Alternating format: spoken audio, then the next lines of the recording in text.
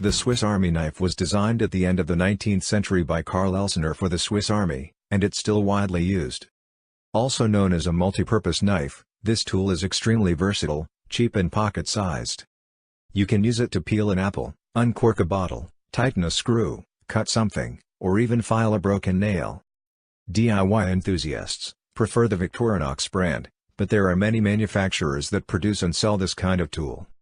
There are many types that differ in price, quality, materials, and of course accessories. That's why it is important to choose the right model for your particular needs.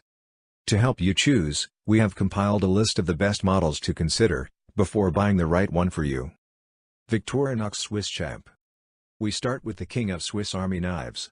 This tool measures 91 mm in length, and weighs 186 grams, which is on the heavy side compared to the smaller models. It sports 33 tools in one. You can have it in red, turquoise, acid green, ice, black, and even in wood. It also comes with a leather pouch for easy transport and storing. Victorinox Huntsman.